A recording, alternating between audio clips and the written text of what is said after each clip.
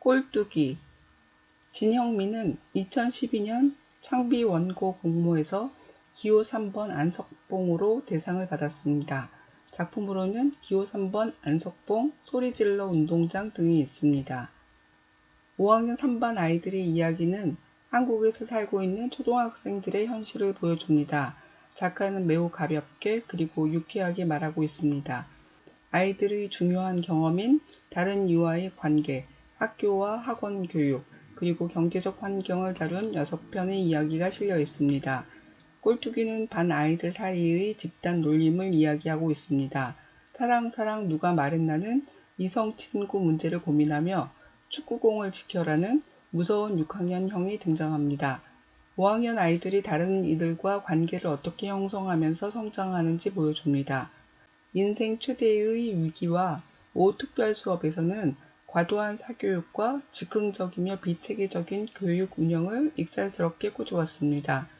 뛰어봤자 벼룩은 세상이 불공평하고 사람들이 치사하다는 걸 아이들의 시선으로 드문드문 보여줍니다.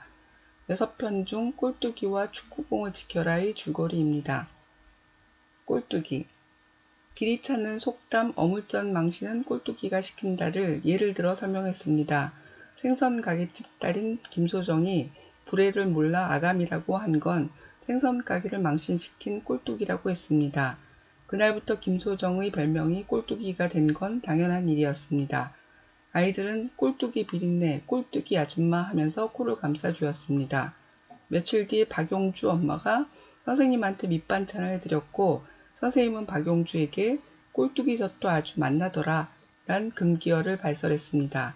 김소정이 기다렸다는 듯이 일어나 이제부턴 박용주가 꼴뚜기라고 말했고 박용주는 빨개진 얼굴로 교실을 빠져나갔습니다.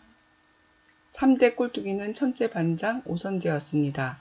음악 선생님과 독도는 우리 땅을 부르는데 3절 가사 오징어 꼴뚜기 대구 홍합 따개비 부분에서 오선재만이 노래에 심취해 꼴뚜기를 소리냈습니다. 이제 아이들은 반장이 조용히 하라는 말을 듣지 않았고 5분이면 걷던 숙제 공책도 1시간씩 걸렸습니다. 오천재가 몸이 아파 보건실에 간 동안 기리차는 오천재가 그리다만 구석의 오징어를 마저 정성껏 그려주었습니다. 교감 선생님은 오선재의 그림을 보고 바닷속을 아주 세밀하게 잘 그렸다고 칭찬하면서 여기 좀 작은 건 꼴뚜기인가 보지? 라고 물었고 오천재는 그건 기리찬이 그린 거라고 했습니다. 4대 꼴뚜기는 기리찬이 되었습니다. 기리찬은 사흘 만에 우적우적 꼴뚜기를 퍼먹는 선생님에게로 꼴뚜기 덫을 넘겼습니다. 기리찬은 꼴뚜기가 누가 될지 조마조마하게 지켜보는 일도 새 꼴뚜기를 은근슬쩍 골탕 먹이는 일도 더는 재밌지 않았습니다. 이제 꼴뚜기라면 지긋지긋하기만 했습니다. 실과 요리 실습날 담임선생님은 꼴뚜기를 싫어하는 편식을 고치겠다며 삶은 꼴뚜기를 하나씩 먹으라고 했습니다. 아이들은 꼼짝없이 서 있기만 했고 몇몇은 얼굴이 창백해져 갔습니다. 기리차는 자기가 용감한지 아닌지 알 수 없었습니다. 그리고는 생각했습니다. 그래, 난 아침부터 밤까지 쭉 용감하지는 않아. 그냥 어쩌다 한 번씩 용감해질 뿐이야. 하필이면 지금이 바로 그때거든. 겁날 거 하나도 없다고. 기리차는 숨을 크게 들이마신 다음 포크를 번쩍 쳐들고 나아갔습니다. 뒤에서 포크 하나가 날아와 꼴뚜기 접시에 내리꽂혔습니다. 구주호는 이미 우물우물 씹느라 정신이 없었습니다. 기리찬도 질세라 후딱 돌아서서 꼴뚜기 배에 포크를 찔러 넣었습니다. 구수한 꼴뚜기 냄새가 코끝에 달라붙었습니다. 축구공을 지켜라. 기리찬이 갖고 있는 자블라니는 정식 매치볼이 아니라 2만원짜리 보급용 축구공입니다. 하지만 기리찬의 자부심은 저 바다 건너 남아공의 하늘을 찌르고도 남았습니다. 기리찬과 구주호가 자블라니를 몰고 다니다가 기리찬이 길게 패스한 공이 굴러갔습니다. 이거 내 공이냐? 심장이 확 쪼그라드는 목소리는 바로 6학년 3장 노범재의 소리였고 노범재는 손바닥으로 자블라니를 돌리고 있었습니다. 잠깐 써도 되지? 라고 물었고 기리찬은 공을 빌려줄지 말지 아직 결정을 못 내렸는데 패거리 아이들은 그까짓 공 얼마든지 쓰라고 했습니다. 기리찬은 하늘 높이 솟아오른 자블라니의 비명을 들은 것만 같았고 할 수만 있다면 자기가 대신 몸을 동그랗게 말고 혓바닥을 구르고 싶은 마음까지 들었습니다. 다음 날도 기리차는 자블라니를 옆구리에 끼고 학교에 왔습니다. 어제 노범재가 내일도 공을 갖고 오라고 했기 때문입니다. 박용주는 그냥 시키는 대로 해. 괜히 한 대 맞을 거 두 대 맞지 말고 라고 했습니다. 박용주는 엄마한테 객에다가 인생이 자꾸만 더 피곤해진다는 쓰라린 경험이 있었습니다. 뭔 소리, 그러다가 아주 밥 되는 수가 있거든. 너 노범재 밥 되고 싶어? 따따붙다 소화되길 잘하는 김소정의 말이었습니다. 반장 오천재는 선생님한테 말하는 게 제일 빠르다고 했습니다. 범죄자를 경찰에 신고하듯이 문제아를 선생님한테 신고만 하면 된다는 것이었습니다. 웃기시네. 담임이 안 볼 때는 어떻게 할 건데? 수업 시간마다 그림만 열심히 그리는 홍지영이었습니다. 홍지영은 아랫동네 중학교 3장이랑 엄청 친한 자기 사촌 오빠에게 부탁을 해볼 수도 있다고 말했습니다.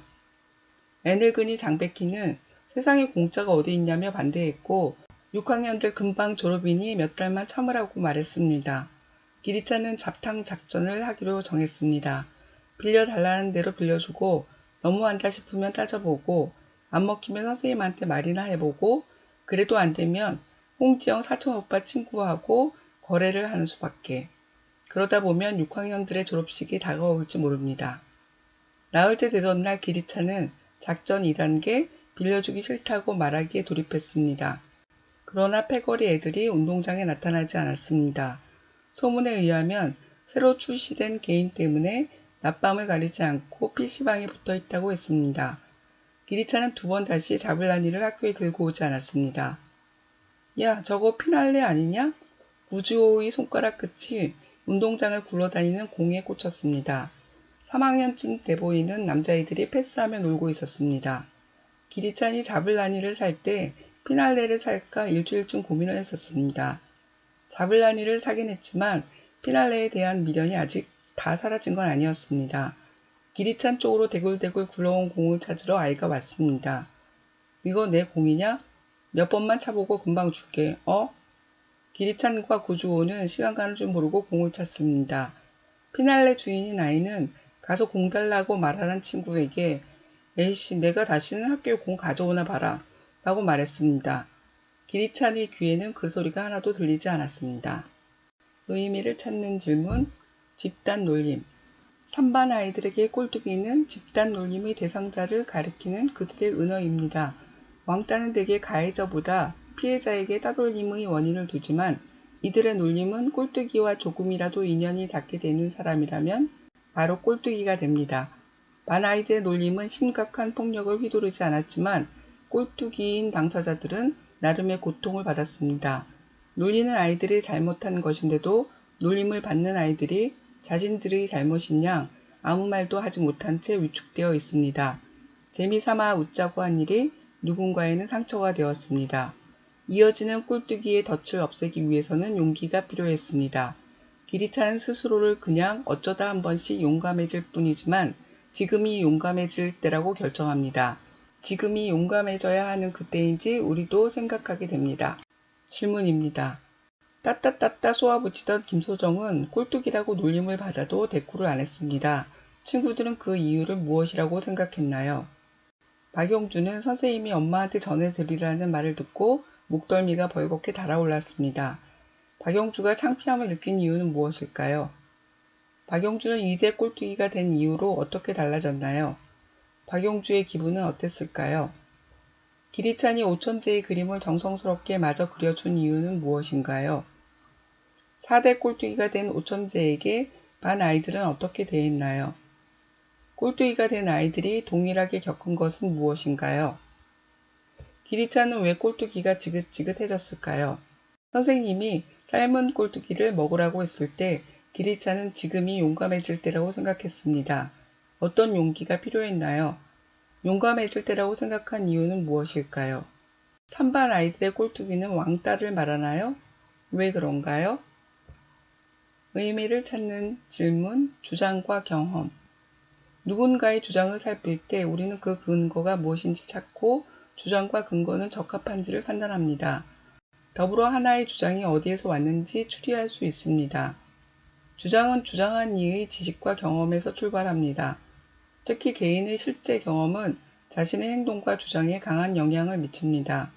축구공을 빌려주는 것에 관한 3반 아이들이 말한 주장을 보면서 주장과 경험 간의 관계를 찾아보고 경험으로 어떤 특성을 지니게 되었는지 알아봅니다. 질문입니다. 박용주의 주장은 무엇인가요? 박용주는 함부로 개개는 것만큼 어리석은 일은 없다고 확신합니다. 박용주가 그렇게 믿게 된 이유는 무엇인가요? 김소정은 언니 둘이 있는 막내입니다. 막내인 것과 따따붙다 소화되기는 관계가 있을까요? 어떤 관계일까요? 김소정은 박용주의 주장에 대해 어떤 근거로 반박했나요? 공을 빌려주는 것에 관한 김소정의 주장은 무엇일까요? 여러분은 김소정의 주장이 타당하다고 생각하나요? 왜 그런가요? 오천재의 주장과 근거는 무엇인가요? 세상 돌아가는 걸 좀 안다는 홍지영의 주장은 무엇인가요? 아이들 문제는 선생님 없는 데서 시작되어 선생님 모르게 눈덩이처럼 커지며 숨통을 조여온다고 했습니다. 그런 예를 알고 있나요? 무엇인가요? 기리찬은 홍지영의 얘기가 가장 솔깃한 제안이라고 생각했습니다. 기리찬이 홍지영의 주장에 고개를 끄덕끄덕한 이유는 무엇일까요? 장백희는 홍지영의 주장에 속담으로 반박합니다. 어떤 속담이었나요? 무엇을 뜻하나요? 장백희는 기리찬에게 어떻게 하라고 했나요? 장백희의 말은 반쯤 체념이 섞인 듯 쓸쓸함이 느껴졌습니다. 체념이 섞인 말은 무엇인가요? 구주호의 주장은 무엇일까요? 기리찬이 결정한 잡탕 작전을 보고 기리찬에 관해 추리할 수 있는 것은 무엇인가요? 근거를 말할 수 있나요? 여러분이 기리찬이라면 어떤 선택을 할까요? 이유는 무엇인가요?